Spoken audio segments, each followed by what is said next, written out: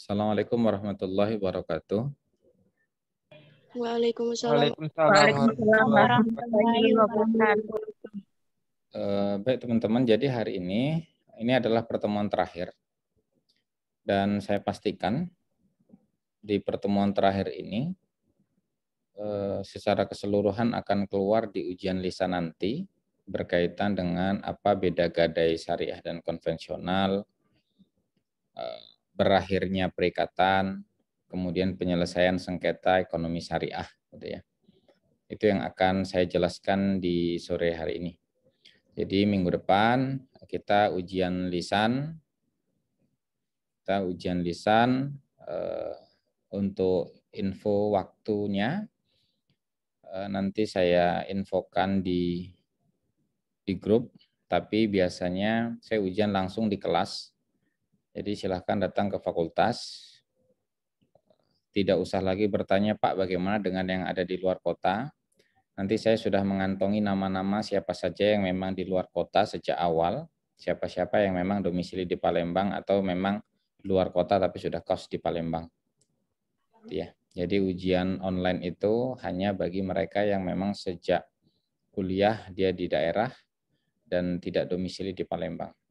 Seperti itu. Pertama, saya akan menjelaskan sebenarnya apa hal yang membedakan paling mendasar antara gadai konvensional dan juga gadai syariah. Pertama, yang membedakan itu dari segi akadnya. Akadnya kalau dalam pegadaian konvensional itu sejatinya hutang piutang. Jadi misal saya butuh uang 100 juta, saya butuh uang 10 juta, saya gadaikan laptop saya, gitu ya. Maka nanti pegadaian, misal saya butuh 10 juta, maka saya akan mengembalikan 10 juta plus bunga, gitu ya. Dia makainya bunga. Jadi dari akad itu, dari akad yang digunakan, kalau dalam gadai konvensional itu akadnya hutang piutang, gitu ya. Sedangkan barang yang digadaikan itu sifatnya hanya jaminan tambahan saja. Karena dia sifatnya hutang piutang, misal dia hutang 10 juta, laptop saya digadaikan 10 juta, saya akan mengembalikan nanti 10 juta plus bunga. Dia makanya sistemnya bunga. Hal ini tentu berbeda dengan pegadaian syariah atau rohan. Kalau dalam rohan itu, sejatinya dia prinsipnya ta'awun, tolong-menolong. Sehingga akad yang digunakan ialah akad gadai, akad rohan itu sendiri.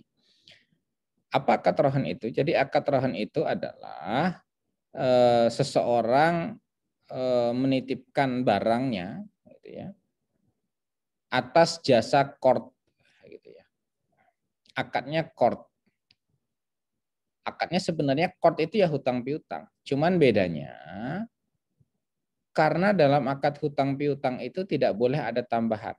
Karena prinsipnya kullu qardin jarron naf'an fahuwa riba atau kullu qardin jarron manfaatan fahuwa riba. Jadi kalau akadnya hutang piutang, tapi ada penambahan dalam akad hutang piutang itu, maka penambahan atas akad hutang piutang itu adalah riba.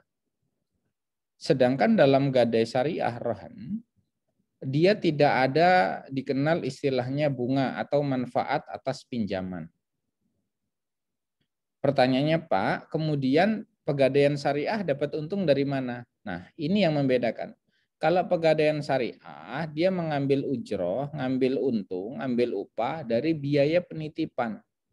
Jadi barang yang digadaikan itu kan di bawah pengampuan dari pegadaian syariah. Karena dia di bawah pengampuan pegadaian syariah, maka pegadaian syariah dia menjaga, dia merawat, dia menjaga agar barang gadai itu tetap utuh dan tidak rusak. Sehingga karena dia mengeluarkan jasa perawatan, maka dia boleh mengambil ujroh.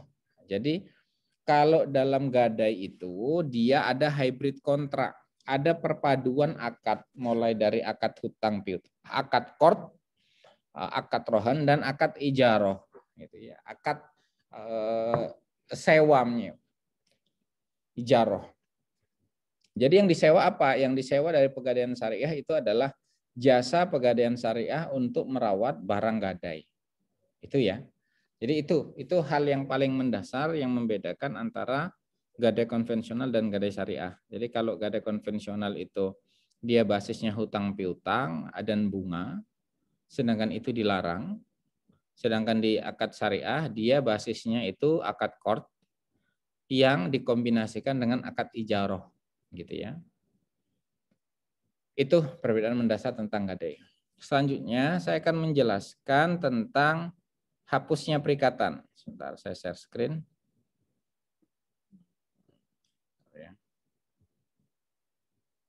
Hapusnya perikatan. Hapusnya perikatan.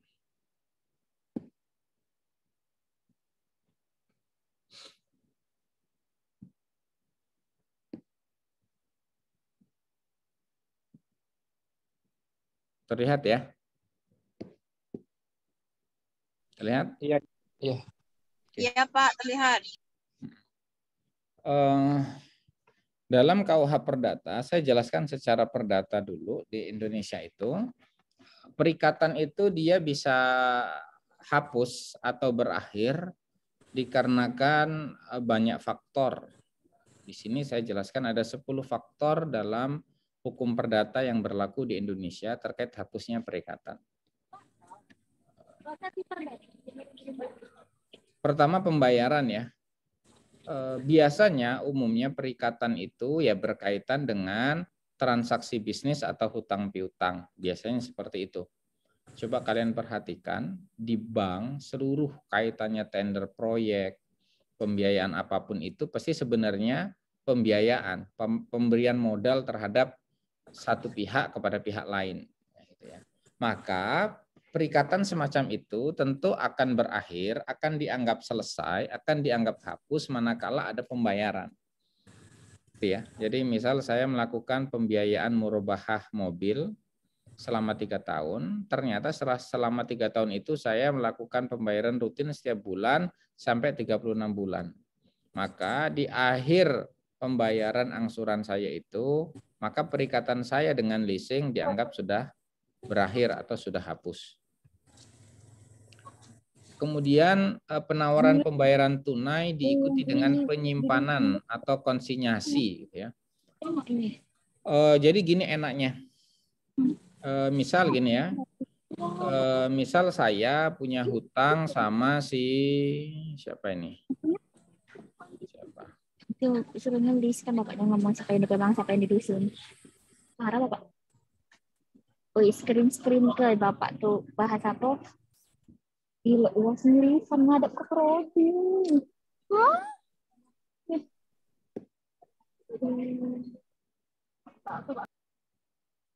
Sudah komunikasinya? Sudah? Siapa tadi yang ngobrol?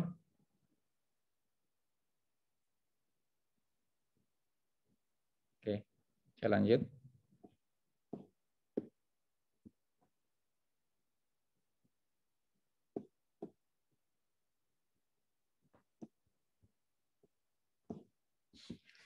Oke. Nah, misal saya, ini ada Anggun nih misal.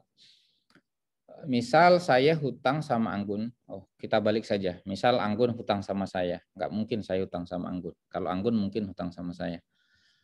Misal Anggun hutang sama saya 10 juta, gitu ya.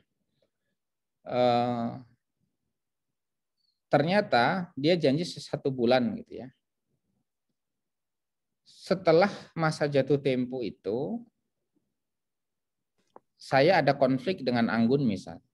Jadi saya tidak mau menerima uang Anggun itu.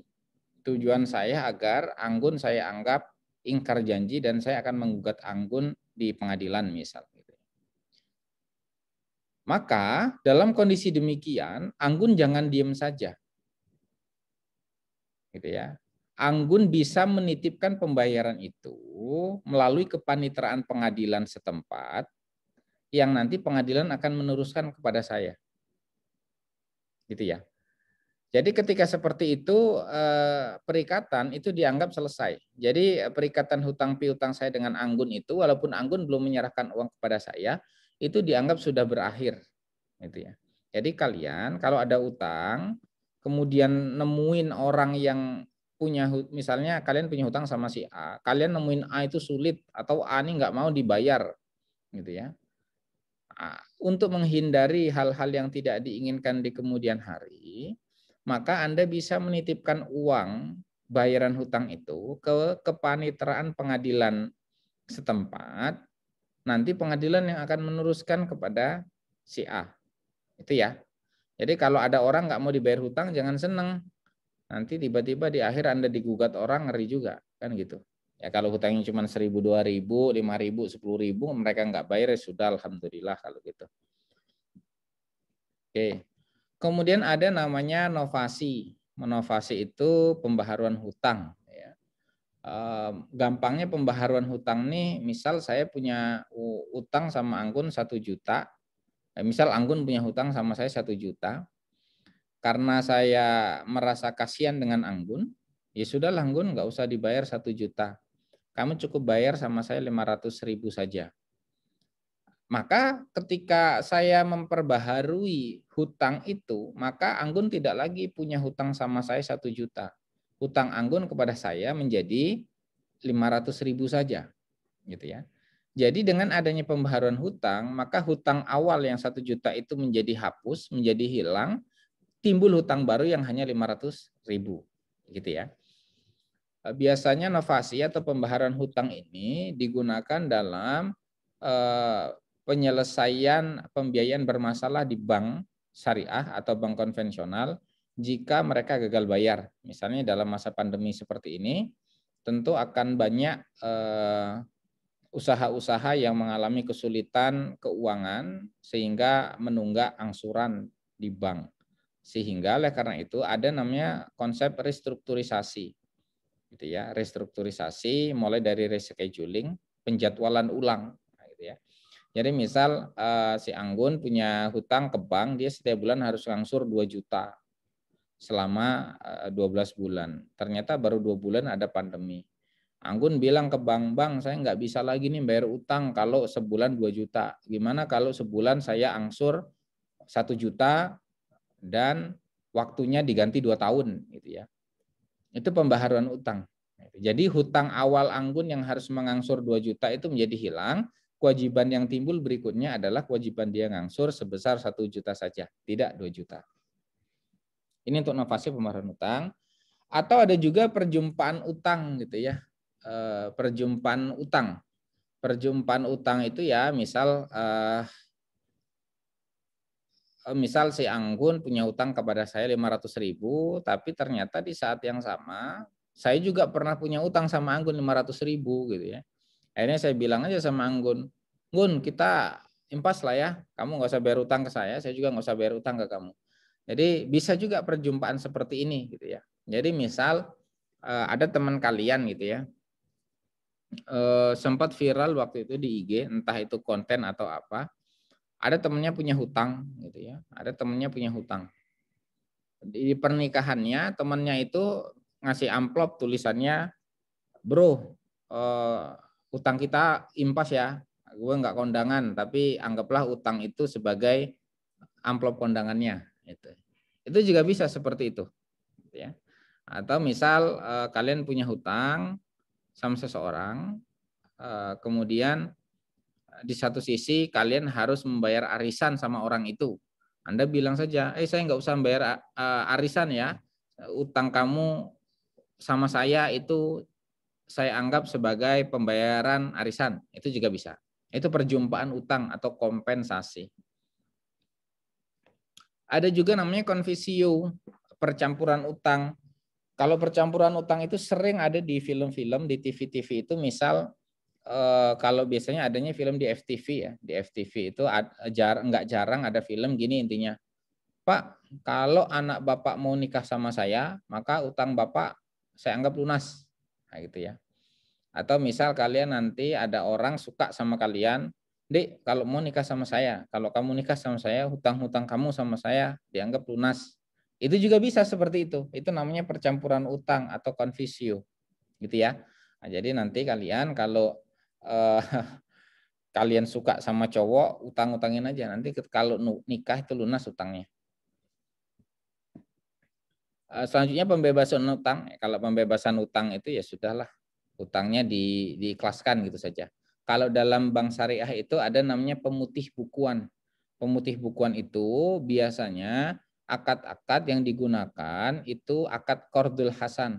Ada nasabah tidak mampu bayar, melakukan pembiayaan qardul hasan, di tengah-tengah jalan dia tidak mampu lagi menunaikan kewajiban dia untuk membayar hutang, sehingga ditagih bagaimanapun memang dia nggak punya hutang, ya sudah akhirnya bank melakukan pemutih bukuan. Dia dianggap tidak ada lagi hutang di bank itu. Itu namanya pembebasan hutang. Atau bisa juga kalian, misal kalian Anggun punya hutang sama saya 1 juta, terus saya bilang sama Anggun, Gun udah deh nggak usah bayar hutang 1 juta, saya udah ikhlas. Nah, itu juga pembebasan hutang tuh. Atau musnahnya barang terutang ya. Yaitu perikatan hapus dengan musnahnya atau hilangnya barang tertentu yang menjadi prestasi. Nah, jadi ini, tapi gini ya, musnahnya barang itu bukan kelalaian debitur. Makanya misal kalian kredit motor, kalian melakukan pembiayaan motor di leasing. Ternyata motor Anda dibegal orang atau motor Anda dicuri orang. Maka Anda tidak lagi punya kewajiban untuk ngangsur motor itu. Gitu ya. Saya pernah beberapa yang waktu lalu sepupu saya itu baru ngambil motor Beat gitu ya. Ya baru ngambil motor Beat, baru 3-4 bulan hilang di kampus di Jambi sana, hilang.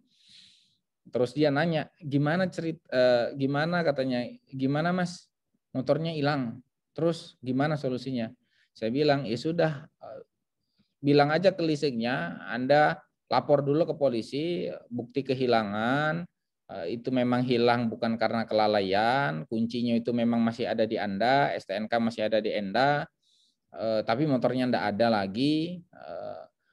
Intinya bahwa Anda menunjukkan ke kepolisian bahwa motor itu hilang bukan karena kelalaian Anda. Setelah Anda buat laporan ke kepolisian, Anda lapor ke leasing, menunjukkan bahwa memang barang itu musnah, bisa hilang atau kebakaran gitu ya, atau kecelakaan rusak atau apa. Yang penting dia bukan karena kelalaian. Anda bilang ke pihak leasing, maka seketika itu musnah pula hutangnya. Jadi ketika seperti itu, Anda tidak lagi berkewajiban untuk membayar angsuran motor itu, motor yang hilang itu. Biasanya leasing mengasih solusi dengan leasing akan ngasih motor baru sehingga Anda disuruh ngangsur baru lagi. Itu biasanya gitu. Kebatalan atau pembatalan perjanjian ya. Yang dimaksud batal demi hukum dalam pasal 1446 adalah dapat dibatalkan. Misalnya suatu perjanjian dibuat oleh orang yang belum dewasa atau belum cakap hukum gitu ya. Misalnya kalian umur berapa kalian ini rata-rata? 21, Pak. Sudah ada dewasa berarti. Misal ada anak SMP gitu ya. Anak kemarin viral itu anak SMP, anak kecil SMP atau SD itu dia ke Indomaret beli voucher game. Ada dia ke Indomaret ngisi voucher game 1 juta atau berapa gitu ya. Nah, itu sebenarnya kalau orang tuanya ingin melakukan pembatalan di pengadilan itu bisa. So, ya kalau nominalnya besar ya, kalau cuma nominalnya 1 juta ngapain ke pengadilan, ngabisin waktu aja, ngabisin waktu, ngabisin uang juga sidang. Atau misal dia beli barang seharga 20 juta anak-anak. Orang tuanya merasa, wah ini nggak perlu anak-anak ngapain beli harga 20 juta. Dia bisa melakukan pembatalan perjanjian. Karena sejatinya anak di bawah umur itu dia tidak cakap secara hukum untuk melakukan perikatan, untuk melakukan tindakan hukum. Maka karena dia syarat subjektif, manakala ada anak-anak melakukan perbuatan hukum, dan ternyata perbuatan hukum itu tidak disetujui atau dibatalkan oleh kedua orang tuanya, maka sejak awal perikatan atau perbuatan hukum itu dianggap tidak pernah ada, gitu ya. Nah, jadi kalau ada kasus misalnya kalian nanti punya anak kalian nakal gitu ya, nyuri uang kalian atau ngambil uang orang tuanya, kemudian dibelikan motor atau dibelikan apa, Anda bisa mengajukan pembatalan terhadap transaksi yang dilakukan anak atas dasar anak itu tidak cakap secara hukum. Itu ya, itu. Berlakunya syarat batal ya. Kalau berlakunya syarat batal itu misal kalian buat satu perikatan, kalian buat perikatan perjanjian tentang kalau jual beli narkoba misal. Narkoba itu kan sesuatu yang dilarang secara undang-undang untuk diperjualbelikan.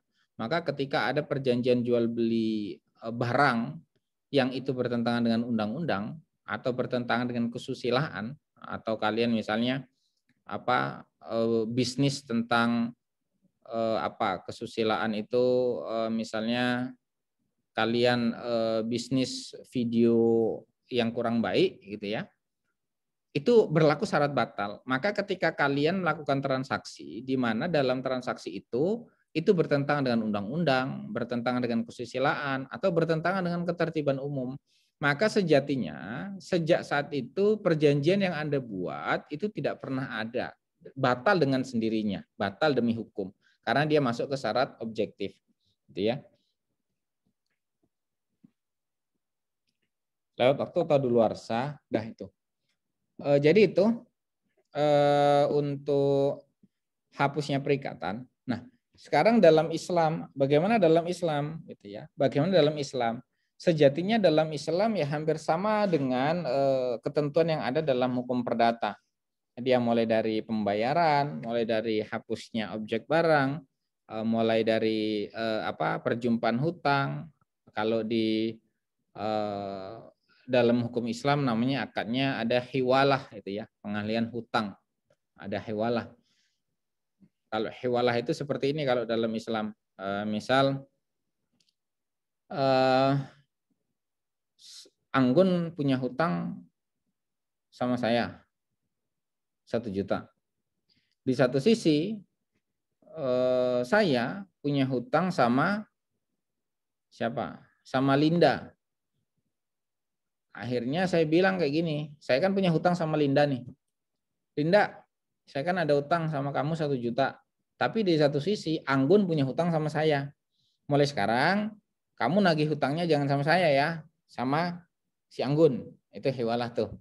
Atau dengan syarat saya harus konfirmasi dulu ke Anggun, gitu ya. Anggun, nanti kamu nggak usah bayar hutang ke saya, bayar hutang langsung saja ke Linda karena saya punya hutang 1 juta ke Linda. Jadi harus ada kesepakatan dari saya Anggun ke Linda. Jadi nggak boleh sepihak, gitu ya. Nggak boleh sepihak. Jadi nggak boleh tiba-tiba saya bilang ke Linda, "Ndak, itu tagih aja sama Anggun dah. Anggun punya hutang sama saya." Itu nggak boleh juga kayak gitu, ya. Dia harus sepakat para pihak. Itu materi tentang hapusnya perikatan. Selanjutnya saya akan men-share materi terakhir. Materi-materi nanti akan saya upload di e-learning di pertemuan ke berapa ya? Ke-15 atau ke-14 lah nanti.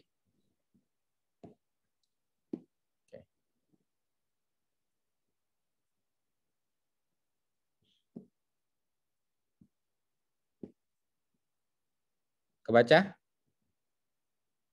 Iya, Pak. Iya, Pak. Program studi hukum ekonomi syariah dan Fatah Palembang. Kelihatan ya? Kelihatan, Pak. Nah, nih.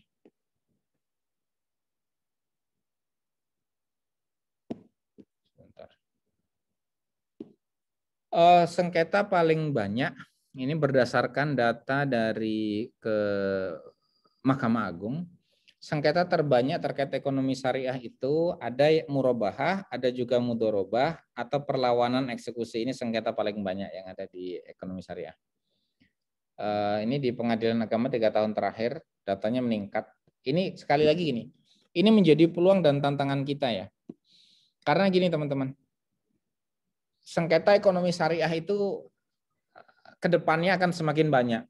Ini dari grafik ini, dari sejak tahun 2017, bahkan bukan sejak tahun 2017, sejak tahun 2016, sejak dikeluarkannya Undang-Undang Nomor 3 tahun 2006 sebagai perubahan dari Undang-Undang tahun 89 di pasal 49H terkait kewenangan absolut peradilan agama, terkait kewenangan absolut peradilan agama dalam ranah ekonomi syariah, sengketa ekonomi syariah itu selalu naik. Dia selalu meningkat tiap tahunnya. Itu menjadi ladang bagi kita, gitu ya. Jadi kalian semua anak-anak hukum ekonomi syariah, ke depan lahan kalian untuk usaha, kalau memang ada yang mau terjun di bidang akademisi, atau kalian mau fokus di bidang advokasi, pengacara, sengketa ekonomi syariah itu menjadi kewenangan mutlak pengadilan agama. Artinya apa? Orang-orang konven, sarjana-sarjana hukum itu, dia belum tentu menguasai tentang ekonomi syariah. Mereka belum tentu menguasai apa itu mudhorobah, apa itu musyarakah, apa itu ijarah, mereka belum menguasai. Sehingga inilah sebenarnya yang menjadi keuntungan terhadap kalian mahasiswa di prodi hukum ekonomi syariah. Sehingga ke depan ketika kalian lulus, peluang di bidang ekonomi syariah itu tinggi. Ini terlihat dari sengketa ekonomi syariah di peradilan agama 3 tahun terakhir lalu itu selalu meningkat grafiknya. Nah, ini dasar hukum penyelesaian sengketa ekonomi syariah. Jadi sengketa ekonomi syariah itu pertama lahir berdasarkan Undang-Undang Nomor 7 tahun 89. Tahun 89 tentang peradilan agama. Tapi pasal Undang-Undang Nomor 789 di pasal 49 itu belum mengakomodir masalah ekonomi syariah. Dia hanya masalah cerai, hadona, harta gonogini, zakat, infak, sedekah, itu ranahnya hanya seperti itu. Tapi di Undang-Undang Nomor 3 tahun 2006 di pasal 49 di huruf H kalau nggak salah, ada tambahan namanya sengketa ekonomi syariah. Sengketa ekonomi syariah. Itulah kemudian yang menjadi dasar bahwa sengketa ekonomi syariah itu menjadi kewenangan mutlak pengadilan agama. Sehingga tidak bisa sengketa ekonomi syariah diadili di pengadilan negeri, itu tidak bisa. Akan ditolak oleh pengadilan negeri dengan dasar bahwa itu tidak masuk dalam yurisdiksi pengadilan negeri. Baru kemudian ada perma. Sebenarnya permanya ini yang perma nomor 2 dulu ya. Bentar. Perma. Jadi perma ini sebenarnya perma nomor 2 tahun 2015. Kemudian ini baru perma nomor 14.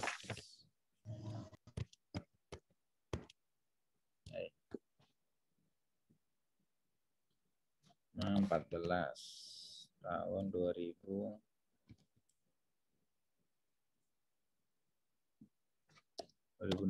ya. Ini yang benar susunannya. Ini. Jadi Perma nomor 2 tahun 2015 itu dia bercerita membahas tentang proses litigasi secara sederhana. Tapi ranahnya pengadilan negeri. Dia pengadilan umum lah ya. Baru itu nanti ada turunannya di Perma nomor 14 tahun 2016. Kalau Perma nomor 14 tahun 2016 ini spesifik tentang penyelesaian sengketa melalui jalur litigasi dengan khusus dalam sengketa ekonomi syariah. Baru ada surat edaran Mahkamah Agung nomor 1 tahun 2020 dan nomor 4 tahun 2020. Nah, ini sebelumnya, ini treatment khusus penyelesaian sengketa. Jadi ketika ada sengketa, kaitannya ini biasanya di lembaga keuangan syariah ya. Jadi kalau ada sengketa di keuangan syariah itu biasanya berkaitan dengan wan prestasi atau perbuatan melawan hukum atau gagal bayar biasanya. Ini yang saya jelaskan tadi. Jadi misal kalian mengajukan pembiayaan di bank syariah, kemudian karena pandemi Anda mengalami kesulitan finansial, ya. Anda mengalami kesulitan finansial, maka tahapan pertama itu ada namanya restrukturisasi. Restrukturisasi itu adalah restrukturisasi itu satu mekanisme untuk menyelesaikan sengketa agar itu berjalan dengan damai sebelum proses ke pengadilan. Prosesnya di restrukturisasi itu pertama ada rescheduling. Rescheduling itu penjadwalan ulang seperti yang saya katakan tadi. Jadi misal saya merasa nggak bisa lagi gitu, ya sudahlah, harusnya tanggal sekian kita jadwal ulang, nanti kamu biasanya ngangsur tanggal 10, ngangsur sekarang tanggal 20. Kemudian reconditioning gitu ya. Reconditioning itu mengatur ulang kira-kira berapa jumlah angsuran yang akan dibayar kemudian hari. Gitu ya. Jadi misal awalnya kalian punya hutang setiap bulannya 5 juta, kemudian diproses karena Anda merasa tidak bisa lagi membayar sebesar itu, ya sudah 1 juta saja per bulan. Itu restrukturisasi. Baru kemudian penerapan prinsip force majeure atau overmah gitu ya. Penerapan prinsip force majeure atau overmah. Force majeure kemarin atau overmah itu adalah keadaan memaksa di luar dari kemampuan kita, gitu ya. Itu memang kalau dia memang itu di luar dari kendali dia, itu memang keadaan-keadaan yang di luar kendali, di luar itu, ya itu sudah dianggap bisa saja diselesaikan secara kekeluargaan, gitu ya. Ini konsep restrukturisasi yang saya jelaskan tadi. Ini syarat force majeure ya. Yang kemarin sebenarnya di pertemuan lalu ketika saya menjelaskan tentang wan prestasi dan force majeure atau overmah sudah saya jelaskan. Yang jelas dia ada halangan untuk memenuhi kewajiban, yang mana halangan itu bukan kesalahan debitur, tidak disebabkan oleh keadaan yang menjadi resiko debitur, keadaan tersebut memaksa di luar kekuasaan debitur, dan keadaan itu tidak disetting ya. Itu memang insidental, tiba-tiba gitu ya. Itu force majeure. Nah, ini sekarang ini penyelesaian sengketa ekonomi syariah. Penyelesaian sengketa ekonomi syariah itu bisa melalui 2 jalur. Pertama jalur litigasi, kedua jalur non litigasi. Pertama dari jalur non litigasi dulu ya. Non litigasi itu tidak melalui jalur peradilan. Kalau litigasi itu melalui jalur peradilan gitu ya. Enaknya gitu. Non litigasi itu pertama bisa saja musyawarah gitu ya. Musyawarah.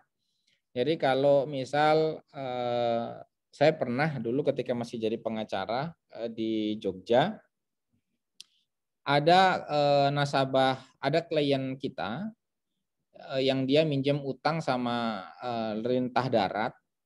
Kemudian karena dia nggak punya uang waktu itu, akhirnya hutangnya membengkak gitu ya. Yang awalnya hutang hanya sekitar 16-an juta menjadi dianggap hampir 100 juta dan rumahnya mau disita. Akhirnya kita musyawarahkan gitu. Kita musyawarahkan dan selesai. Ya sudah, kalau udah selesai, selesai. Ada juga mediasi perbankan. Gitu ya. Mediasi perbankan itu, jadi kalau memang nanti ada sengketa, kita bisa dipanggil ke bank untuk dimintai itikat baik untuk penyelesaian sengketa. Jadi nanti di situ ada mediatornya. Mediasi perbankan ini tidak hanya di bank kan, di bank ya. Jadi di pengadilan juga itu ada mediator, Mediator ini juga menjadi ranah kalian. Dia tidak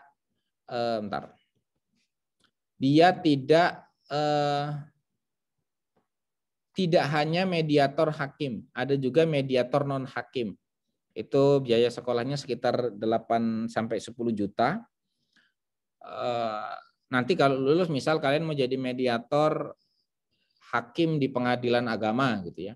Kalian ikut sekolahnya 8 sampai 10 juta sehingga nanti kalian punya sertifikat mediator itu didaftarkan di pengadilan agama.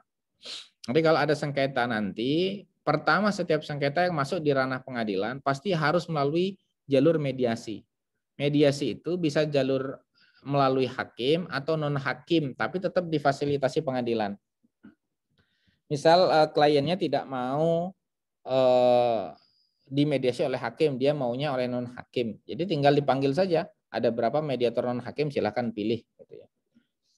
Atau ada juga namanya Badan Arbitrase Syariah atau Basyarnas, gitu ya, Basarnas. Gitu ya.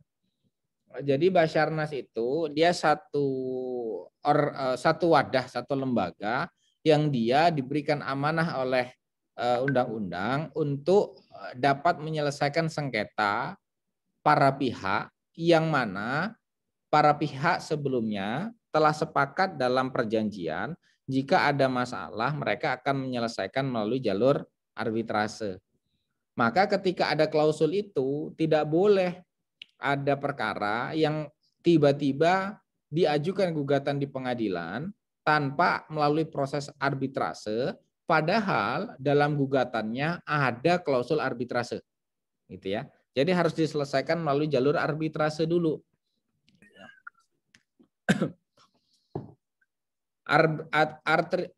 Arbitrase itu nanti sama kayak mediasi di pengadilan. Cuman bedanya kalau mediasi di pengadilan dia di pengadilan fasilitasi oleh pengadilan. Kalau arbitrase dia difasilitasi oleh Basarnas, Badan Arbitrase Syariah Nasional, yang menyelesaikan namanya arbiter gitu ya. Arbiter itu orang, nanti dia satu orang arbiter itu dia berusaha mendamaikan para pihak yang bersengketa gitu ya. Itu.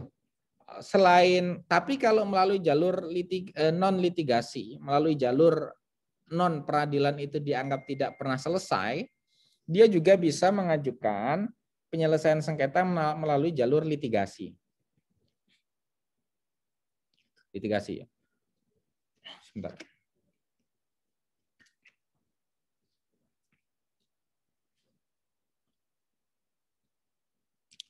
Jalur litigasi ini dia ada dua. Ada litigasi yang sederhana, ada juga yang biasa. Nah, ini pengaturannya. Nih, litigasi.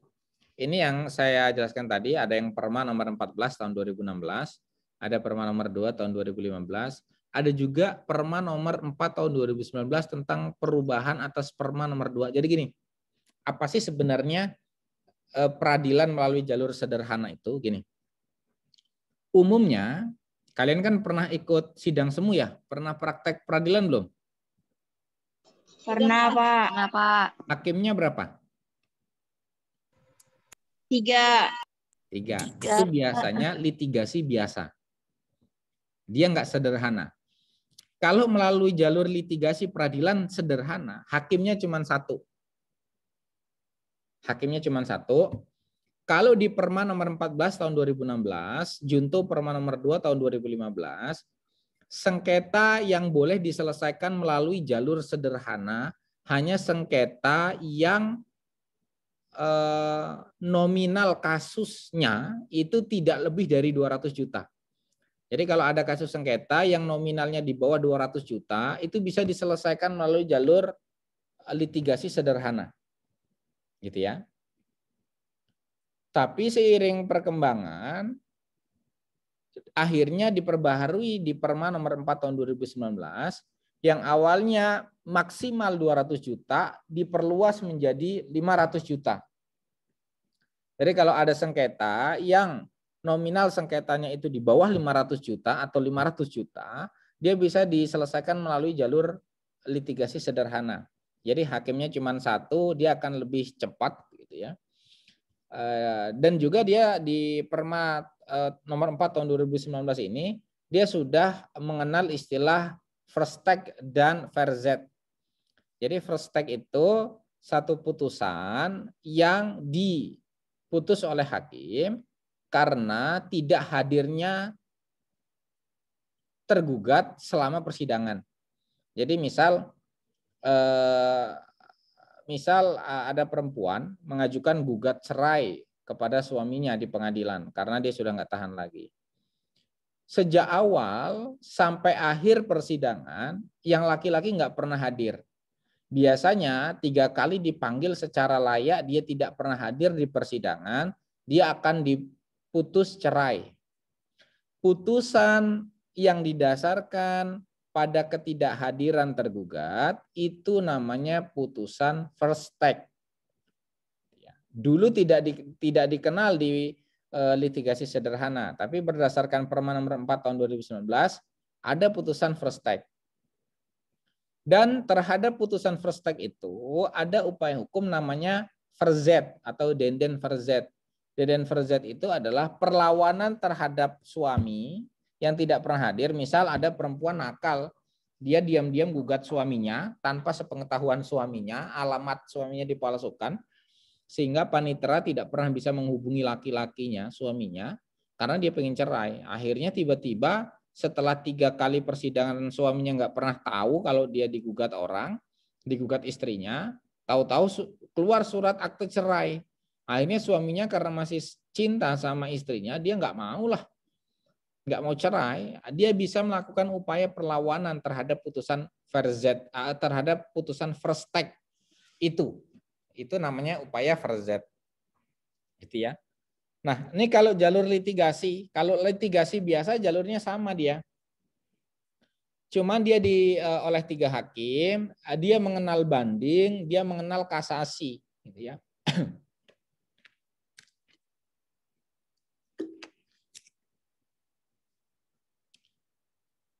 Jadi misal diputus di tingkat pertama dia merasa tidak adil, pihak yang merasa dirugikan itu bisa mengajukan upaya hukum banding di pengadilan tinggi. Jadi setiap kasus masuk itu pasti di pengadilan tingkat 1, pengadilan agama kalau kasusnya ekonomi syariah. Baru nanti setelah itu ketika dia merasa tidak adil dia bisa mengajukan upaya banding di pengadilan tinggi. Pengadilan tinggi itu adanya hanya di ibu kota provinsi. Kalau pengadilan tingkat pertama dia ada di setiap ibu kota kabupaten, gitu ya. Nah, misal ternyata kok dibanding itu dia tidak juga merasa adil, dia bisa mengajukan upaya hukum kasasi di Mahkamah Agung, gitu ya. Bedanya gini, kalau upaya banding, jadi misal saya merasa kasus yang diadili atas diri saya itu tidak adil. Akhirnya saya mengajukan upaya banding, upaya hukum banding di pengadilan tinggi.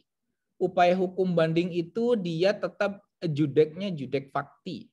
Artinya judek fakti, pengadilan di pengadilan tinggi itu akan memeriksa ulang perkara yang disidangkan di pengadilan mulai awal, mulai pemanggilan saksi-saksi, mulai pembuktian, itu akan proses peradilan awal seperti baru, gitu ya. Tapi hal ini berbeda dengan upaya hukum kasasi. Kalau kasasi dia bukan lagi judek fakti, tapi dia judeknya judek juris. Judek juris itu apa? Judek juris itu ketika saya misal saya di kasus sengketa pertama, saya misal musuh sama Anggun, sengketa Anggun ini pemilik bank gitu ya. Saya minjem uang di bank Anggun, nggak cocok bank Anggun. Misal kebalikan saja. Misal saya ini bank Fadil gitu ya. Saya punya bank namanya Bank Fadil, Anggun minjem uang kepada saya. Ternyata di tengah-tengah Anggun wan prestasi. Akhirnya saya gugat Anggun di pengadilan agama. Di pengadilan agama, Anggun diputus bersalah dan harus mengembalikan seluruh biaya yang dikucurkan oleh Bank Fadil kepada Anggun beserta dendanya. Gitu ya. Senilai 1 miliar misal. Anggun merasa dia tidak adil ini. Akhirnya dia mengajukan upaya hukum banding di pengadilan tinggi agama. Gitu ya. Mengajukan upaya hukum banding di pengadilan tinggi agama, maka sengketa saya dengan Anggun itu akan diproses ulang sejak awal. Akan diperiksa pula perkara-perkaranya, saksi-saksi akan dipanggil, pembuktian sejak awal, gitu ya. Nah, ternyata di upaya hukum banding, Anggun dianggap tetap bersalah dan dia harus membayar 1 miliar itulah kepada saya. Oh, Anggun merasa ini nggak adil, sehingga Anggun mengajukan upaya hukum kasasi di Mahkamah Agung. Ketika di Mahkamah Agung, kasus saya dengan Anggun tidak lagi diproses sejak awal. Hakim tidak lagi memanggil saksi-saksi, tidak lagi memeriksa berkas perkara, tidak. Hakim hanya akan menilai apakah putusan di tingkat banding itu sudah sesuai belum dengan aturan hukum. Jadi pertimbangan hakim dalam memutus perkara itu sudah sesuai dengan norma hukum belum? Sudah sesuai dengan aturan hukum yang berlaku belum? Kalau dianggap sudah, dia akan menguatkan putusannya. Kalau dianggap belum, dia akan memberikan putusan baru. Itu kalau upaya hukum kasasi. Jadi kalau kasasi dia judeknya judek juris, dia tidak lagi memeriksa perkara berdasarkan fakta-fakta persidangan, tidak. Dia hanya akan melihat pertimbangan hukum, dasar hukum yang digunakan hakim dalam memutus apakah sudah dianggap tepat atau belum, gitu ya. Itu. Kemudian,